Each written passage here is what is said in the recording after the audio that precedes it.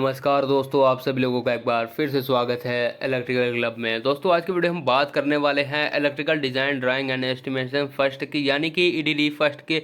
आप लोग को पूरा प्रीवियस ईयर का पेपर एनालिसिस करवाएंगे, साथ ही ईडीडी के एग्ज़ाम को लेकर के जितने भी आपके मन में डाउट हैं सारे क्लियर करने वाले इस वीडियो में।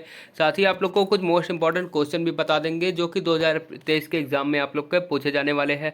तो दोस्तों वीडियो में लास्ट तक जरूर बने रहिएगा और ये वीडियो अपने दोस्तों के साथ जरूर शेयर करिएगा। जो भी चैनल पर पहली बार आए चैनल को सब्सक्राइब करके बेल आइकन जरूर प्रेस कर ले।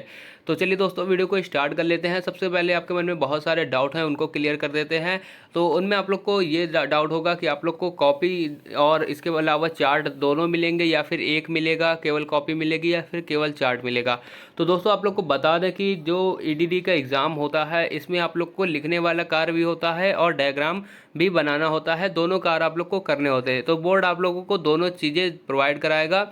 आप लोग को एक कॉपी भी देगा, कुछ मतलब जितनी आप लोग को बीटी बोर्ड में कॉपी मिलती है उससे थोड़ी पतली होती है, जितने आप लोग को लिखने भर की आप लोग के लिए पर्याप्त होती है। इसके अलावा आप लोग को एक चार्ट भी दिया जाएगा, तो उसमें आप लोग को बनाना होगा। सेम आप लोग को क्वेश्चन नंबर डालना होगा, जैसे कि यहाँ पर पहले का पहला आप लोग डायग्राम बनाते हैं पुश बटन का, यहाँ पर एक एग्जाम्पल के तौर पर।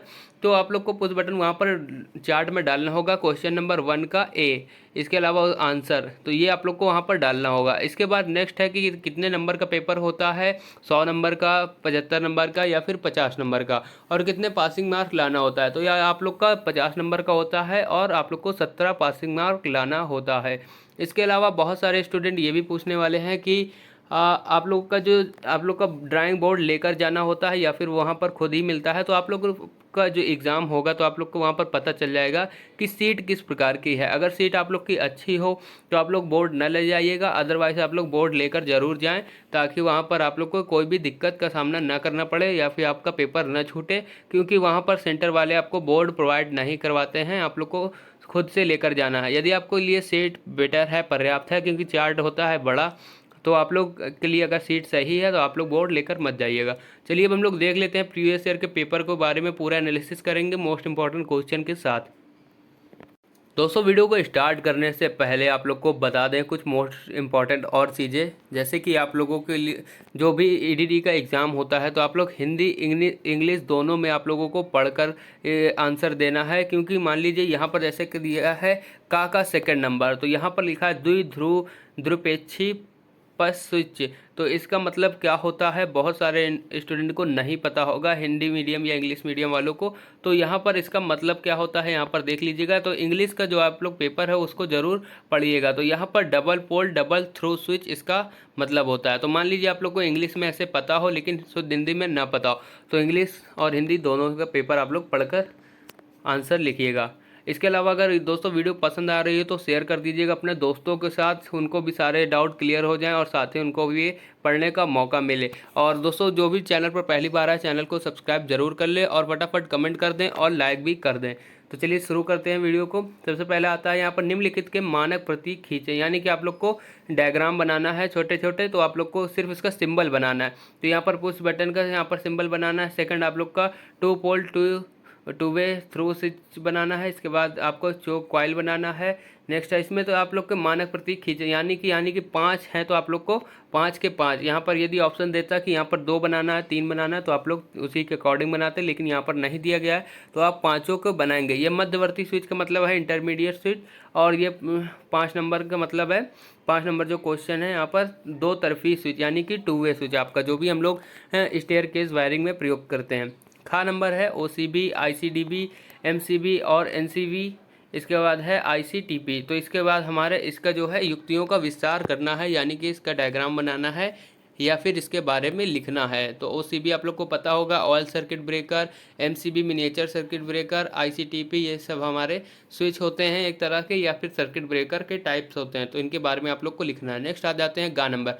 एक जल विद्युत शक्ति संयंत्र का उच्च शीर्ष का मुख्य भागों का सचित्र प्रवाह खींचे, यानी कि जो हमारा हेड होता है, पेन स्टॉक होता है, उसके बारे में हमें डायग्राम बनाना है और उसके बारे में लिखना है। नेक्स्ट आ जाते हैं 2 नंबर क्वेश्चन। यहाँ पर आपसे एक निवेदन और करना चाहता हूँ कि ये जो वाला जो क्वेश्चन है ये वाला आप लोग बिल्कुल ना छोड़ें, क्योंकि आप लोग इलेक्ट्रिकल के स्टूडेंट हैं। तो आप लोग ये वाले क्वेश्चन जो है ज़रूर करें, क्योंकि आपके फ्यूचर में आने वाले टाइम पर बहुत ज़्यादा काम आने वाले। जैसे कि यहाँ पर दिया है एक 5 मीटर लंबे, मतलब एक कमरा का दिया है, कमरे का पूरा स्कीमेटिक डायग्राम बनाना है। उसके बाद उसको उतने बाई उतने का खींचना है जितना यहाँ पर डाटा दिया होगा उसके अकॉर्डिंग। और फिर यहाँ पर पॉइंट वाइज यहाँ पर जैसे 3 पॉइंट दिए हैं, जैसे फर्स्ट पॉइंट है वायरिंग योजना व परिपथ खींचें, तो ये आपको करना है यहाँ पर उसी के अकॉर्डिंग। जैसे आप 3 दिए हैं, 3 में यदि 2 करते हैं तो आपको 10 नंबर सिर्फ एक ही क्वेश्चन से मिल जाएंगे। इसके बाद दूसरा है तार की कुल लंबाई की गणना करें। फिर इसके बाद है भूमिगत कंड्यूट पाइप वायरिंग के लिए पूरे सामान की कीमत सही सूची बनाएं। यानी कि आप लोग को जैसे कंड्यूट पाइप है या फिर हमारी अभी वायरिंग के प्रकार हैं, कंड्यूट है, बैटन है और इसके अलावा केसिंग केपिंग है, तो ये हमारे से वायरिंग के टाइप होते हैं। तो यहाँ पर जैसे कि दे दिया है कंड्यूट पाइप कंड्यूट वायरिंग, तो उसमें हमारा क्या क्या सामान लगता है उसके आप लोग को एक सूची बनाना है, एक ब्लॉक डायग्राम बनाना होगा। जैसे कि मान लीजिए यहाँ पर आप लोग को बना के दिखा देते हैं कि किस प्रकार से बनाया जाता है। यहाँ पर एक प्रकार के इस तरह से बनाइएगा। इसके बाद यहाँ पर आप लोग को ब्लॉक बनाना है। ब्लॉक बनाने के बाद यहाँ पर आप लोग को लिखना होगा सारा। यहाँ पर आप लोग का जैसे मान लीजिए ये सामान है, तो हमारे यहाँ पर कंड्यूट का सामान हो गया। इसके बाद हमारा कितने मीटर है, तो मीटर में कितने कॉस्ट आई है, तो उसका उसी के हिसाब से यहाँ पर जैसे कंड्यूट वायरिंग यूज़ की हुई है या फिर केसिंग केपिंग, तो वो हमारा लिखना है। कितने मीटर तार लगा है, कितने मीटर पाइप लगा है, कितनी कॉस्ट आई है, और ये सारी चीज़ें हमारे इस तरह से हम लोग बनाया करते हैं। तो इसके बाद हम लोग आ जाते हैं नेक्स्ट क्वेश्चन पर। यहाँ पर सिरे वाले paper insulated lead covered double steel tape armoured cable को क्रॉस सेक्शनल चित्र बनाए। इसके बाद है एक निम्न वोल्ट की ओवरहेड डिस्ट्रीब्यूशन लाइन में लगने वाले भिन्न भिन्न प्रकार के वस्तुओं का नाम बताएं। तो आप लोग को पता होगा कि ओवरहेड लाइन है, ओवरहेड लाइन मतलब ट्रांसमिशन या फिर डिस्ट्रीब्यूशन लाइन ही होगी।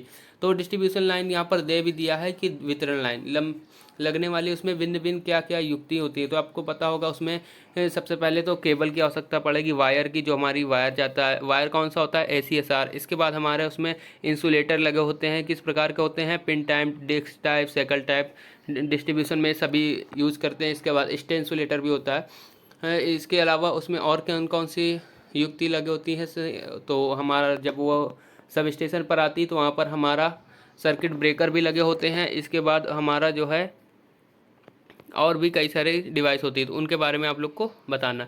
नेक्स्ट है एक बल्ब को 3 पृथक स्थानों से नियंत्रित करने का स्कीमेटिक डायग्राम व परिपथ चित्र आरेख बनाएं, मध्यवर्ती स्विच का प्रयोग करें, यानी इंटरमीडिएट स्विच का प्रयोग करना है। तो एक बल्ब को 3 जगह से हम लोग को कंट्रोल करना है। तो ये आप लोग को बहुत ही ईजी डायग्राम है। आप लोग को यदि आप लोग के पास प्रॉपर वे में नोट्स नहीं बनी है, ये सारे डायग्राम्स आपके पास नहीं है, तो आप लोग बुक से पढ़ सकते हैं, अदरवाइज़ कमेंट कर दीजिएगा। तो मेरे पास नोट्स पूरे पड़े हुए हैं EDD फर्स्ट के, PPE के और TDEP और कम्युनिकेशन IC, ये अभी हमारे पास जल्दी अवेलेबल हो जाएंगे 1-2 दिन में।